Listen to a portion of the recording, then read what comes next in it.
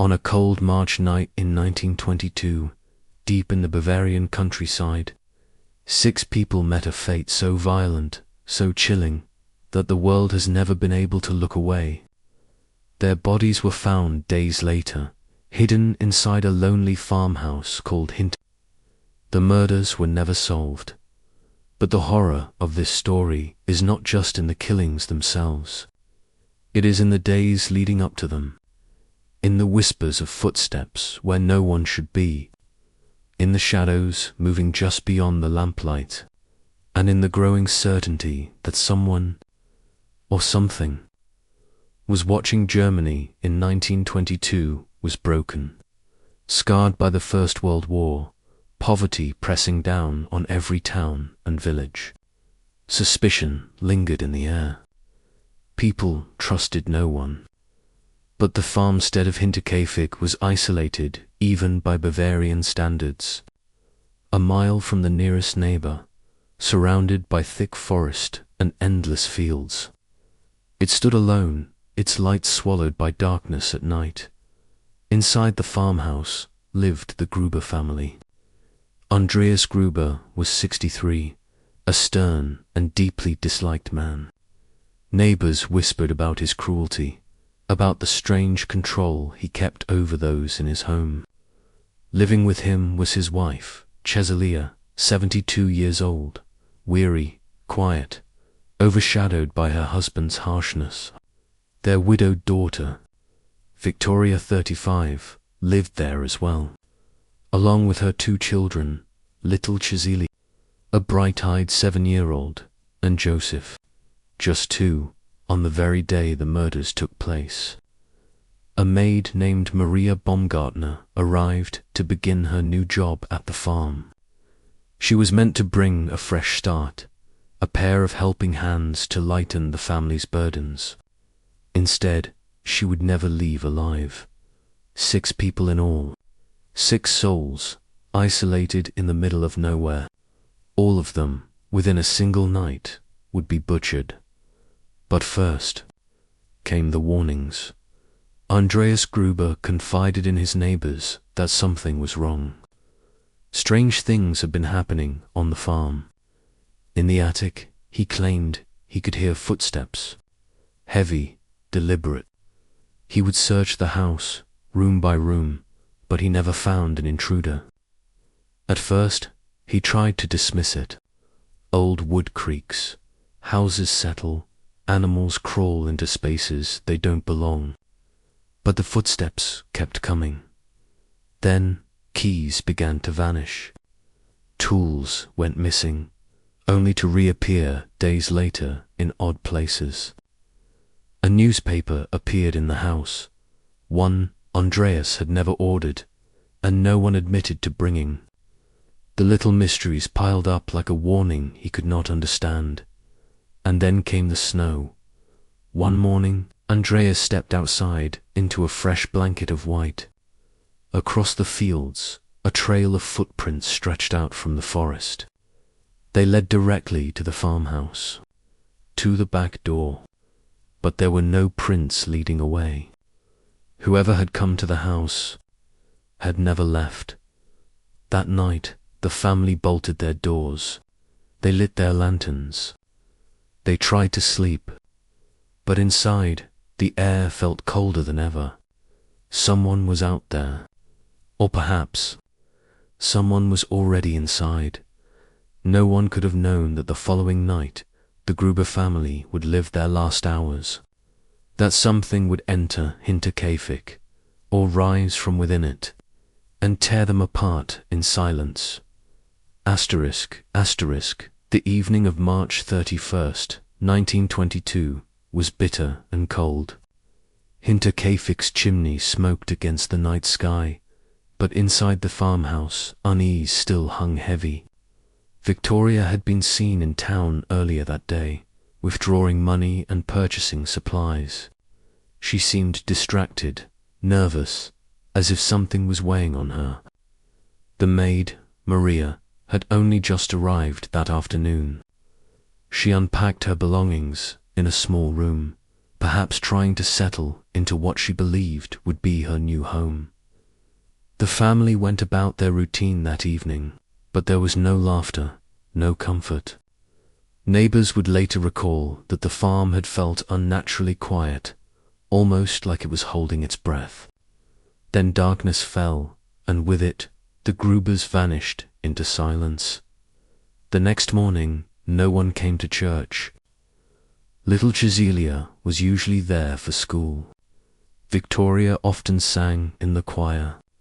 Their absence was noticed, whispered about, but the townsfolk assumed sickness. Another day passed, and another. The smoke from Hinterkaifeck's chimney rose steadily into the air. Animals were fed. Cows were milked. The family dog barked at night, sometimes violently, as if at unseen movements. But not a single member of the Gruber family was seen alive again.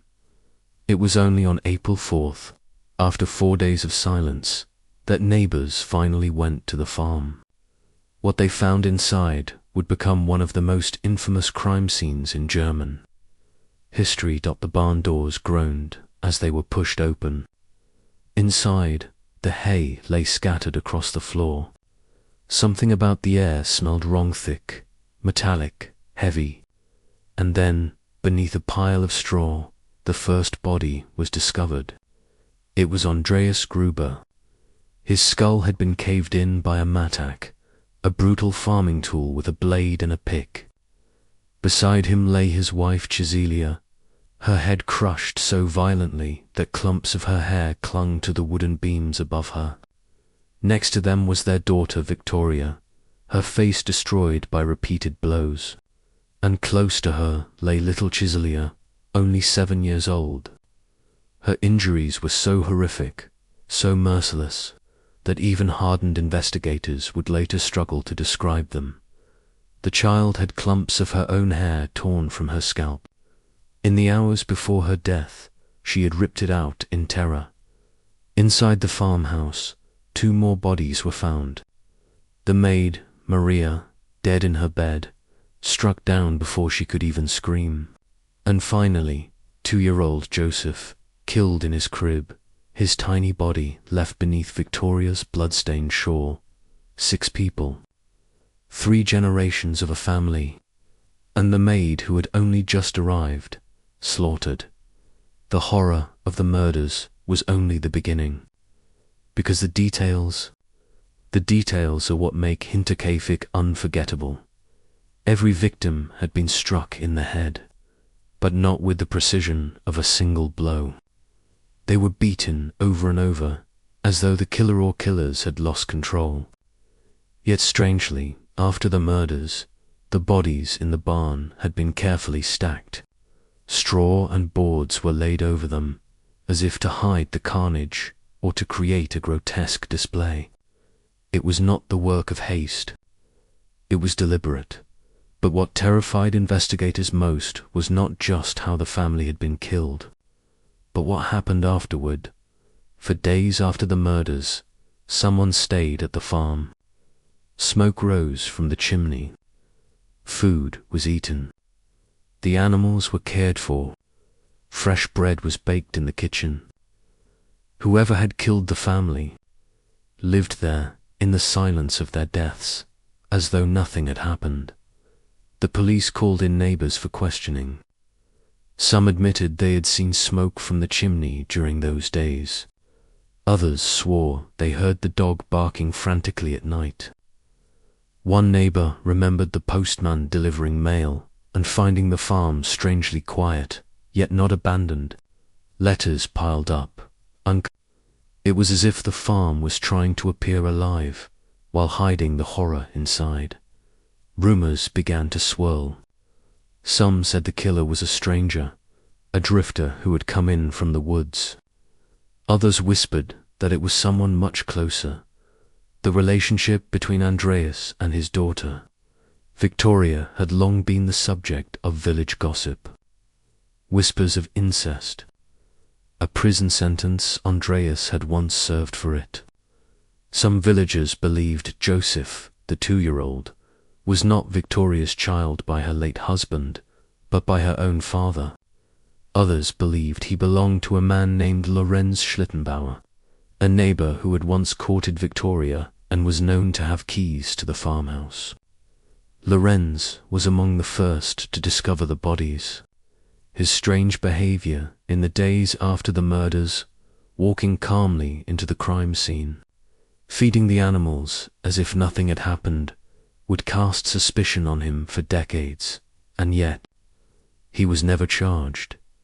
Investigators at the time were baffled.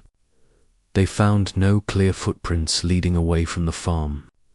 They found no signs of forced entry.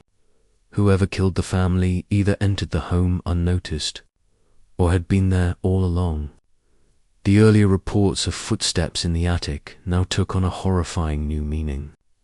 Perhaps the murderer had been living above them, in the shadows, watching, waiting for the perfect night to strike.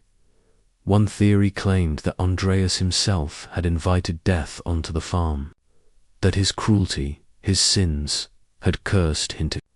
Some neighbors insisted the place was haunted even before the murders, that strange lights were sometimes seen flickering in the fields at night, long before the killings.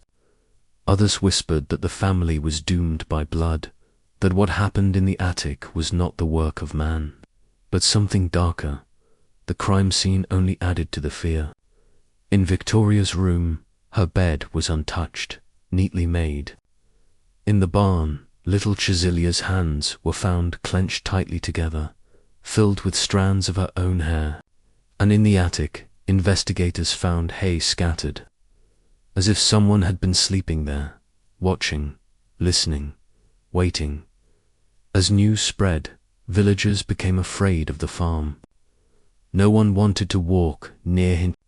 Some swore they saw figures moving at night near the burned remains of the house after it was eventually demolished. Others claimed they heard screams echoing across the fields on cold evenings, though no one was left alive to make them. The official investigation dragged on for years. Hundreds of people were questioned. Files grew thicker.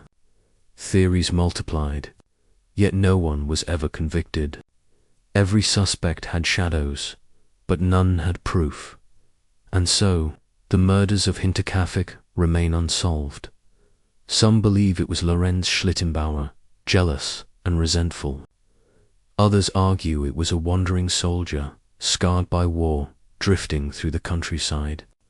And still others claim it was more than murder, that the Gruber family fell victim to something not of this world. What is known as this: 6 people died in terror. The farm that once stood outside Greibon was destroyed, reduced to rubble in an attempt to erase the memory of what happened there. But memories like this do not die. They linger. They infect the soil. Even now, more than a century later, the story of Hinterkaifeck sends a shiver down the spine, because what happened in that farmhouse feels less like a crime, and more like a nightmare that walked out of the shadows and stayed. It began slowly, the way dread often does. Not with screams, not with blood, but with the quiet feeling that something was wrong. At Hinterkaifeck, the signs had been there for weeks. Signs no one understood, or perhaps did not want to understand. Andreas Gruber, the patriarch, had always been a hard man. He was not easily frightened, not the sort to tell stories of ghosts or shadows. But even he had begun to speak of strange things happening around the farm. His words carried unease, as though the very house he lived in had turned against him. One morning, he stepped outside into the snow. The fields stretched out in white silence, the forest beyond dark and heavy.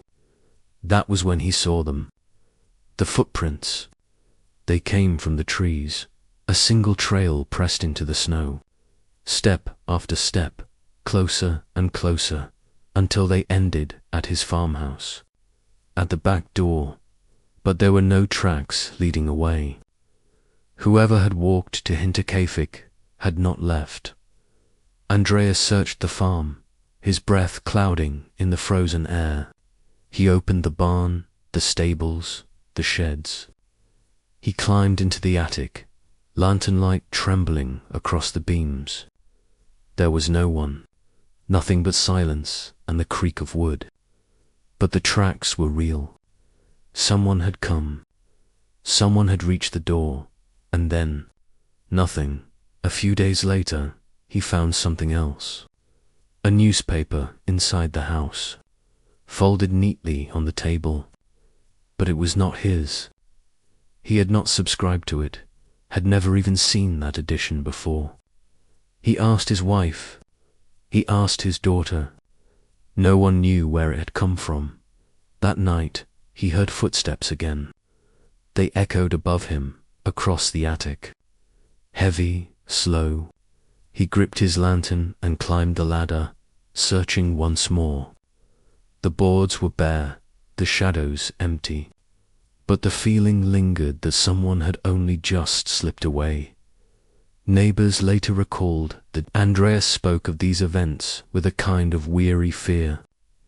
He told them about the footprints, the newspaper, the footsteps in the attic. But he did not leave. The family stayed at Hinterkaifeck as though bound to the place, as though the farm itself would not let them go. Then came the missing keys. Andreas carried them everywhere, yet one vanished, then another. Doors he had locked were found unlocked. Tools from the shed disappeared, only to return in strange places. Once, a Matica farming tool heavy enough to split earth was gone for days before turning up again, as if someone else on the farm had borrowed it. But who? The Gruber family went about their routines. Victoria cared for her children. Little Chiselia attended school, her voice bright among the choir. Joseph, only 2, toddled through the rooms of the farmhouse, too young to understand the chill in the air. The animals were fed, the work was done, and yet an invisible shadow seemed to move with them from room to room. On March 30th, a new unease settled over the farm. Andreas spoke with a mechanic who had come to repair equipment. He told him of the noises in the attic. He said he had searched the house, found nothing, but still he felt that someone was there, watching. The mechanic laughed it off. But years later, when he was questioned, his face grew pale. He remembered the way Andreas had spoken, not as a man telling a tale, but as a man confessing that his own home had turned into something unrecognizable. That night, the Gruber family lay in their beds, listening. The wind pressed against the farmhouse walls. Somewhere in the rafters, the faintest groan of wood echoed. Perhaps just the cold, perhaps something else, and then silence. The next morning, the farm seemed to breathe a little easier. Victoria took her daughter into town. She withdrew money from the bank, paid debts, bought supplies. To those who saw her, she seemed distracted, her eyes cast down, her words clipped and hurried. One clerk recalled the way she clutched little Chiselia's hand too tightly, as though afraid of letting her go. That same day, the new maid, Maria Baumgartner, prepared to leave her sister's home. She was nervous about the job. Hinterkaifeck had a reputation, even before the strange events. People said it was cursed, that misfortune clung to the farm like frost. But she needed the work, and she assured her sister she would be fine. She would begin her duties on March 30-1st. By then, the tension inside the farmhouse had become unbearable. Victoria and her mother whispered of leaving. Andreas refused. This was his land, his house, his family's home. Whatever prowled at the edges of their lives would not drive him away, but it was already too late. The villagers later said they remembered that night differently. Some swore they heard the dog barking furiously at Hinterkaifeck, its howls carrying across the fields. Others claimed they saw a lantern flicker in the barn when it should have been dark. One neighbor remembered hearing something stranger, faint music drifting through the trees. Though no one in the family had played, perhaps it was nothing. Perhaps memory bends under fear. But whatever happened that night, it marked the last time anyone saw the family alive. The morning of April 1st dawned grey and cold. The school noticed the absence of little Cheselia. Victoria did not come to choir practice. No one appeared at church. By the second day, neighbours grew uneasy. They saw smoke still rising from the chimney. Animals fed, but no one at the windows, no one in the yard. The farm felt alive, but it was too quiet. The postman came and left letters. He noticed the silence. He noticed the dog chained outside, barking wildly, as though at something just beyond the door. By the third day, whispers spread through Greiber. The Grubers had vanished, yet the farm still moved as though unseen hands tended it. When neighbours finally gathered the courage to approach, they pushed open the barn doors. A foul smell clung to the air, metallic, sickly, sweet. The hay lay disturbed, as if dragged across the floor. And then they saw it, a shape beneath the straw. But the horror of what they would uncover inside Hinterkaifeck was only just beginning. The barn doors creaked open. The air inside was cold and heavy, carrying with it a smell that turned stomachs before eyes had even adjusted to the shadows. Hay was scattered, darkened in patches where something wet had once seeped through. And then, beneath the straw, a pale hand. The neighbours froze. One of them whispered a prayer under his breath. With trembling fingers, they pulled the hay aside, uncovering a scene so grotesque that for years, many could not speak of it without shuddering. The first body was Andreas Gruber. His skull had been split wide, crushed by a heavy blow. His face was barely recognizable, one eye swollen shut, his mouth twisted in death. Beside him lay his wife, Cheselia, her grey hair matted with blood, her jaw shattered. Not far from them, their daughter Victoria. Her head had been struck again and again, so violently that even the wooden beams above her carried strands of her hair clotted in blood. And then the smallest figure-little 7-year-old Cheselia, her body twisted, her eyes frozen in terror. The child had not died quickly. Her wounds told a story too cruel to imagine. She had clumps of her own hair torn from her scalp, pulled out in agony in the long hours before death finally claimed her. The 4 bodies had been carefully stacked. Straw was spread across them. Wooden boards leaned against their limbs. It was not the chaos of murder. It was deliberate, arranged, as if the killer had taken time, or pride. The neighbours staggered back, horror twisting their faces. They rushed into the farmhouse, desperate for survivors, desperate for some sign of life. But the silence there was even heavier. In one bedroom, they found the maid, Maria Bal. She lay on her bed, still dressed, a suitcase near her feet. She had been struck once, perhaps as she slept. Her first night in the house, her last night on earth, and then the final horror. In a small crib, covered by a bloodied shawl, lay little Joseph, just 2 years old. His skull had been shattered, his body tucked beneath cloth as though someone had tried to hide what had been done to him. 6 lives, 3 generations of a family, and the maid who had only just arrived. All murdered. The neighbours ran from the house, their cries echoing across the fields. Soon the village of Greiborn was buzzing with terror. Men crossed themselves, Women whispered prayers. Children were pulled inside. Doors were bolted.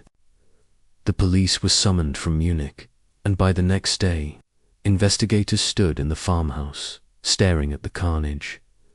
The scene was unlike anything they had ever seen. Blood soaked the barn floor. Flies buzzed in the corners. The air was thick with the metallic stench of death.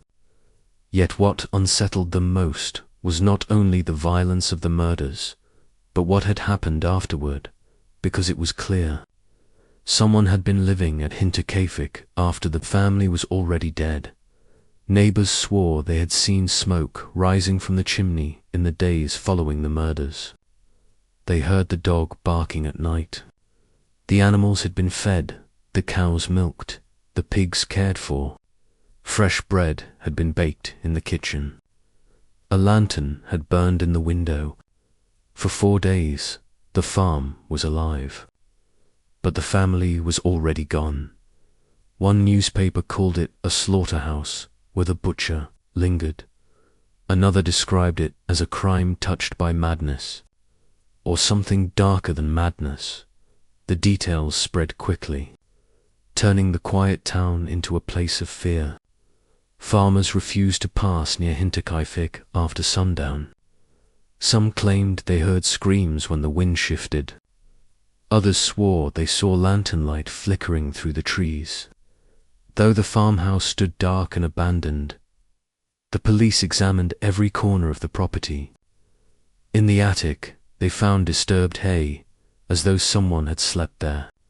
In Victoria's room, her bed was untouched, neatly made, as though waiting for a body that would never return. The barn doors showed no signs of forced entry. The killer had either been invited in, or had been there already, hidden among the shadows of the farmhouse. Witnesses began to recall strange things.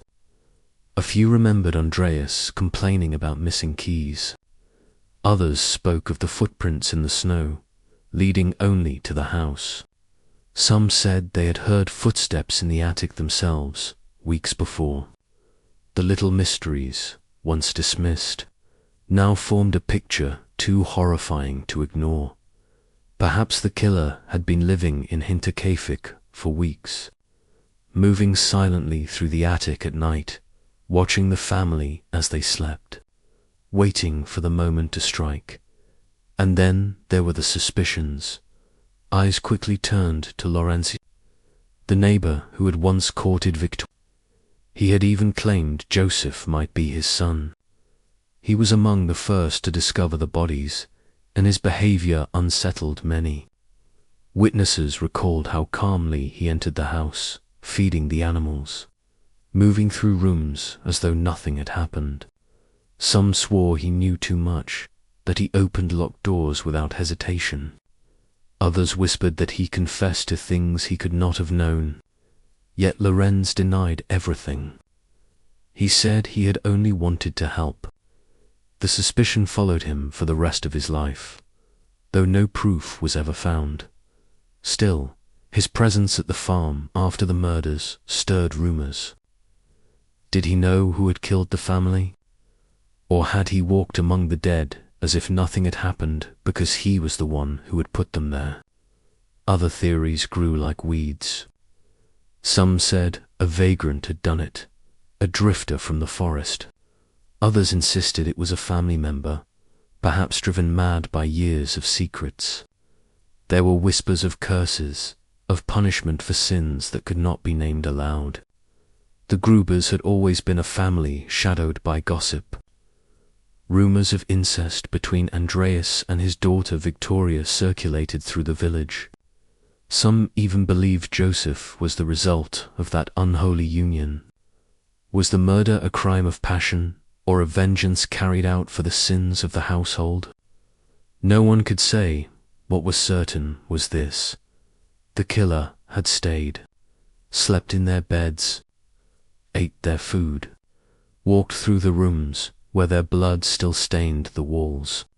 He had lived among the dead for days, hidden in plain sight, until the bodies were found.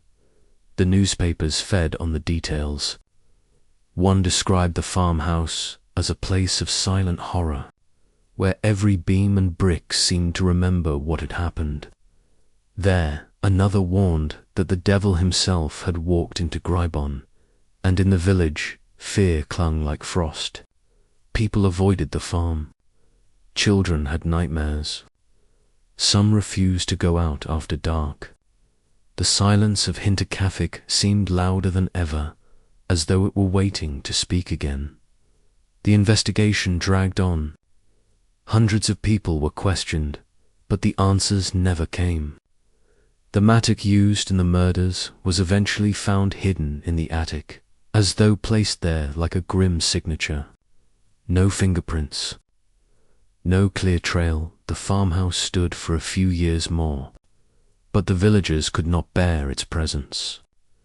Eventually, it was demolished, the ground leveled, as if by erasing the walls they could erase the memory. But memories like that do not die. They cling, they linger, they whisper. Even now, more than a century later, the murders of Hinterkaifeck remain unsolved. The questions remain. Who killed the family? Why did they stay in the house afterward? And what walked in the attic before the blood was spilled? Some believe the answers lie buried with the Grubers. Others believe the farm itself knew, and perhaps still does. The murders at Hinterkaifeck spread across Germany like a fever. Within days, headlines screamed of the Farmstead slaughter, every paper competing to outdo the next in horror. Readers devoured the grisly details, the shattered skulls, the stacked bodies, the child who had torn out her own hair in agony. And yet, the more the story spread, the less sense it seemed to make in Gribon.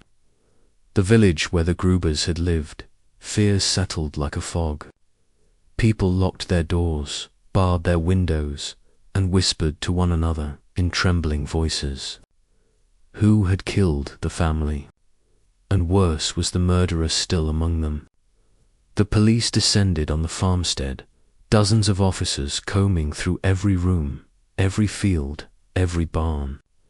They took statements, gathered tools, and examined footprints. Yet nothing led them to the truth. The killer had been careful, meticulous. No fingerprints, no direct trail, only fragments, and fragments tell no clear story.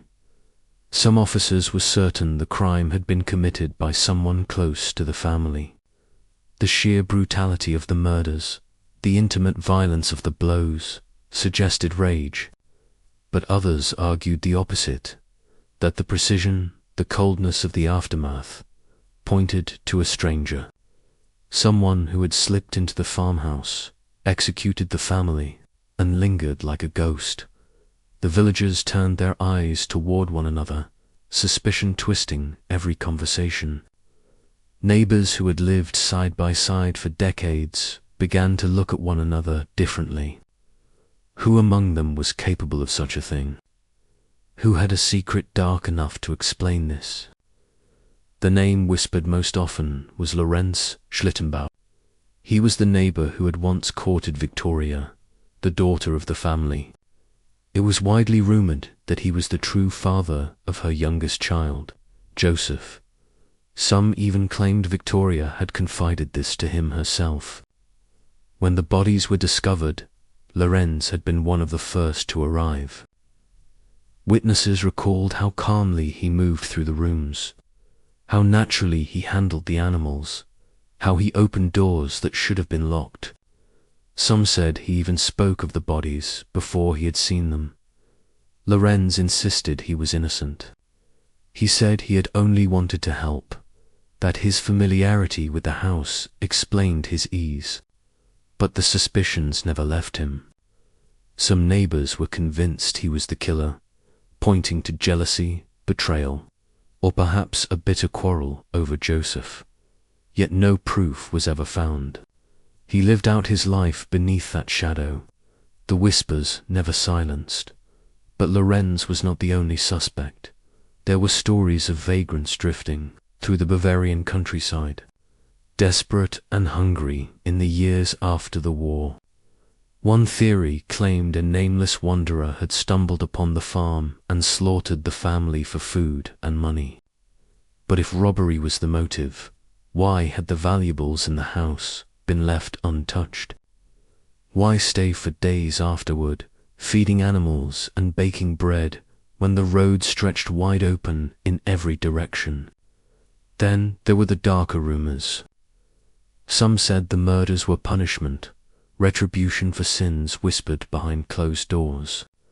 Andreas Gruber, the patriarch, was not loved by his neighbors.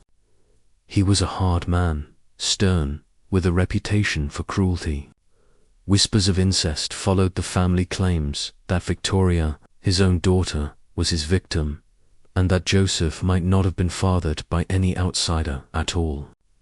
If the stories were true, then Hinterkaifeck was already a cursed house, heavy with secrets and shame. Could the murders have been the work of someone delivering judgment? Or perhaps an act of rage born from within the family itself? Police entertained every possibility, even those that bordered on the supernatural. Some villagers insisted the farm was haunted long before the murders. They recalled the missing keys, the strange noises in the attic, the footsteps that no one could trace. One woman claimed she had seen a lantern flicker in the forest days before the killings, moving steadily toward the Gruber farm as though carried by something that did not walk like a man. The contradictions mounted. Some witnesses swore they saw strangers loitering near the property weeks before the murders. Others insisted no one new had been in Gryborn for months. The smoke from the chimney was undeniable, but who had kept the fire burning if not the killer himself? The bread was fresh, the animals tended, but why would a murderer linger when discovery was certain? Every clue deepened the mystery. The police tested theories again and again. They reconstructed the sequence of blows. They examined the barn for signs of struggle. They even dragged ponds and searched forests. But the killer had vanished as suddenly as he appeared, leaving behind nothing but silence. The press only fanned the flames. One article described the farmhouse as a house of demons, where death took root and waited. Another declared that the sins of the father had brought doom to his household. Readers ate it up, each headline darker than the last. Soon, Hinterkaifeck was no longer just a murder scene. It was a legend, and with legend came superstition. The villagers began to avoid the path near the farm. Some swore they heard the cries of the murdered when the wind blew through the trees. Others claimed to see figures moving near the ruins at night. Even when the farmhouse was eventually torn down, the fear remained. People said the ground itself was poisoned, that no crops grew well there, that the earth remembered that the immediate aftermath left more questions than answers. 6 people lay dead, and yet no one could explain how or why. Every suspect was shadowed by doubt. Every theory crumbled under scrutiny. Was it Lorenz, driven by jealousy or rage? A nameless wanderer who vanished into the woods? Or something older, darker, bound to the land itself? The case grew colder with each passing month. Witnesses contradicted themselves. Evidence decayed. And in time, the horror of Hinterkaifeck became not just a crime, but a story. A story told in whispers, in trembling voices, passed from one generation to the next. What lingers most is not the brutality of the act, but the silence that followed. The silence of the farm, where the animals lowed softly in their stalls, fed by hands that did not belong to the living. The silence of the chimney smoke curling into the sky above a house full of corpses. The silence of neighbors locking their doors. knowing that someone human or otherwise had walked among them unseen.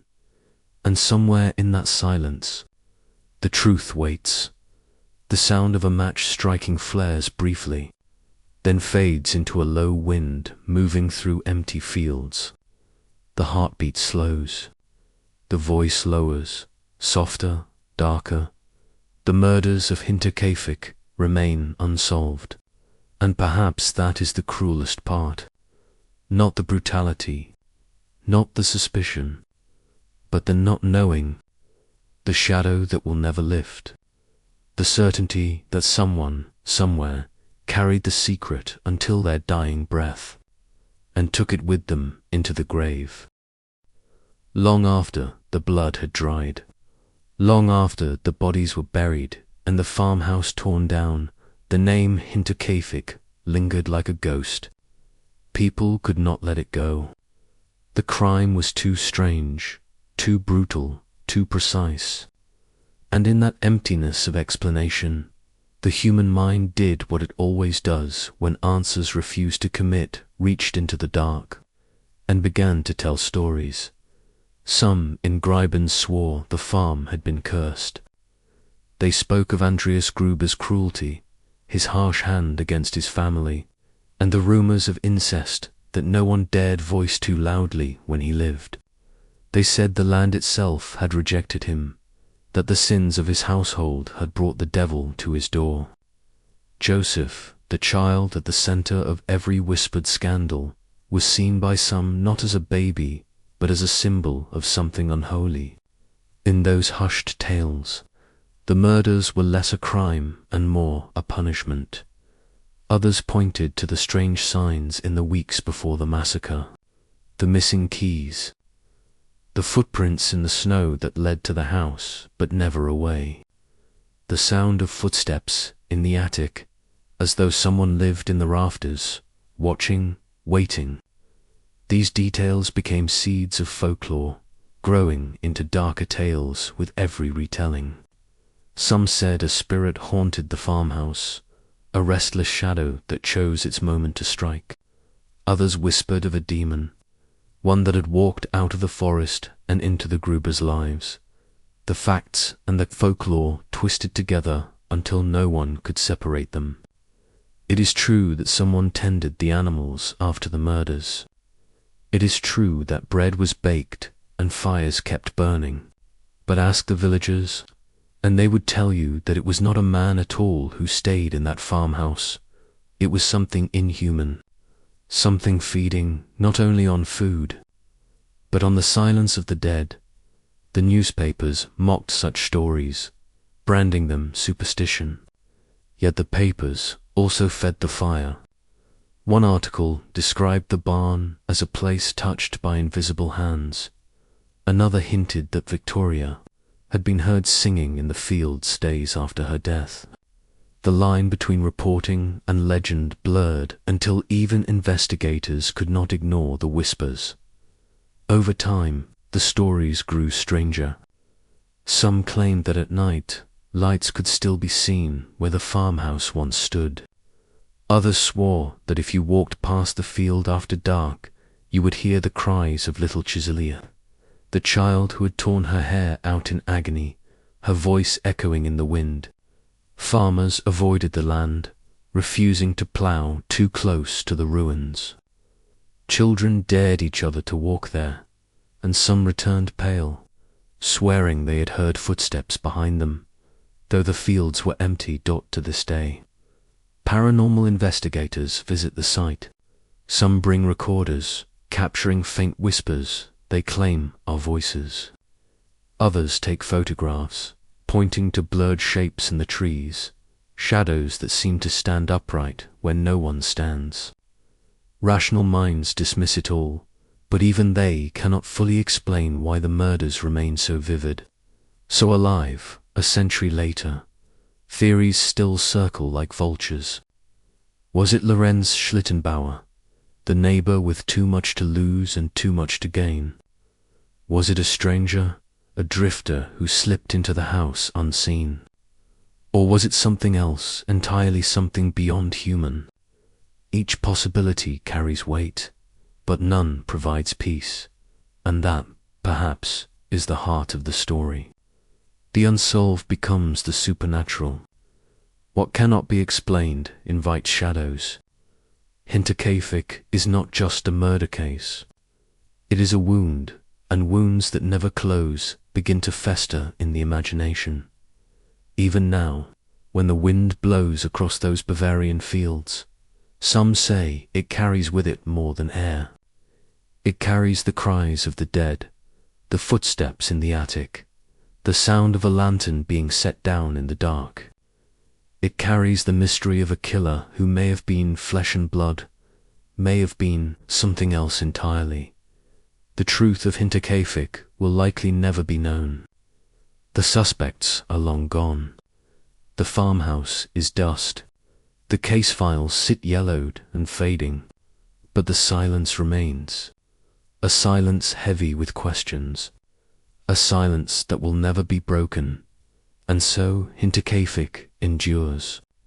Not as history, not as crime, but as a shadow. A shadow that refuses to die. More than a century has passed since the murders at Hinterkaifeck. The farmhouse is gone, its walls torn down, its blood-soaked beams burned or buried. Today, only a stone cross stands on the land, a quiet marker among the fields. Yet even with the earth leveled and the house erased, the memory of what happened there refuses to fade to the people of Gryborn and beyond. Hinterkaifeck has never been just another unsolved crime. It has become something darker, a story that clings to the soil, whispering through generations. Children grow up hearing it as a warning. Travelers come to stand where the barn once stood, shivering as though the air itself remembers. Locals still avoid the area at night, claiming the silence there is heavier than anywhere else. Some call the place haunted. They speak of strange sounds on the wind, footsteps that crunch where no one walks, whispers that vanish the moment you strain to hear them. Paranormal investigators have spent nights near the marker, reporting flickers of light across the field, sudden drops in temperature, or the faint cry of a child when no living soul is nearby.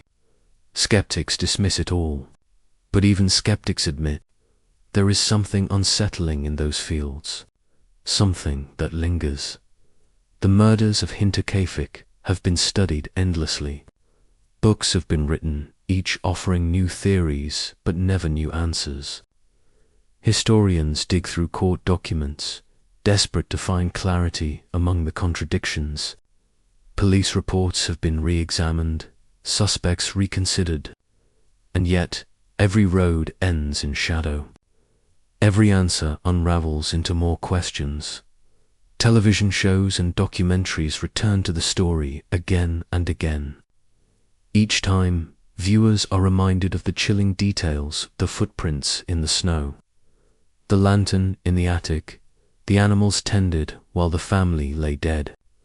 Audiences lean in close, hoping for resolution, but they are always left with the same emptiness. Hinterkaifeck does not give up its secrets, and perhaps that is why the case refuses to die. In a world where science explains so much, and forensics solves even the coldest crimes, Hinterkaifeck remains a wound that cannot be stitched closed. It sits in the imagination like a shadow at the end of a hallway, never moving, never fading, always waiting. Even now, theories circulate online. Armchair detectives pore over faded photographs and maps, arguing about Lorenz Schlittenbauer, about strangers in the forest, about the sins of the Grubers. Some swear the answer is there, buried between the lines. Others believe the truth was never human to begin with, and so, the story of Hinterkaifeck lives on part crime, part folklore, part haunting. The farmhouse may be gone, but its silence has not left. The fields where it stood are quiet, yes, but it is the kind of quiet that presses on your ears, that makes you turn your head as though someone is standing just behind you. To this day, no one knows who killed the Grubers. No one knows why. No one knows what walked in their attic, or why the killer stayed for days among the corpses. What remains is not an answer, but a shadow. A shadow that belongs not only to the past, but to the present. Hinterkaifeck is remembered not as history, but as a presence. It is remembered in whispers, in chills, in the uneasy feeling that some stories never end. And perhaps that is why Hinterkaifeck will never rest. The murders of Hinterkaifeck remain among the darkest mysteries in history. 6 lives ended in one night, their skulls shattered, their bodies hidden beneath straw and cloth, their blood soaking into the wood and earth. A family silenced. A maid taken on her very first night. A child too young to even speak the truth of where he came from. The details are burned into memory. The footprints in the snow that led only to the farm. The attic where footsteps echoed unseen. The chimney smoke that rose in the days after the killings, when the family already lay cold. The animals fed, the bread baked, the silence of the living carried on by hands that belonged to the dead, or to the one who made them so. The villagers locked their doors. The police searched, questioned, doubted. Suspects came and went, each theory crumbling into contradiction. Was it Lorenz Schlittenbauer, the neighbor entangled in Victoria's life? Was it a stranger passing through the Bavarian woods? Or was it punishment, a curse upon a family stained by sin? No answer was ever found. And so, Hinterkaifeck slipped into something larger than crime. It became folklore. It became ghost story. It became the shadow that generations still whisper about, the silence that refuses to die. What is left now is not the farmhouse, not even the ruins. Only a cross stands where blood once soaked the earth. But when the wind moves across those fields, some swear it carries voices, the cries of children, the creak of attic boards, the soft, deliberate tread of footsteps that do not belong to anyone living. Perhaps the killer was human. Perhaps he walked the earth like any of us, his face lost to history. Or perhaps what entered the Gruber home that night was something older, darker, waiting for a door to open. And so the question remains, was Hinterkaifeck the work of human evil, or something far worse? The clock stops. Silence. Then, faintly, the sound of hay shifting under invisible weight. The voice lowers to a whisper. The house may be gone, but the shadow of Hinterkaifeck is still standing.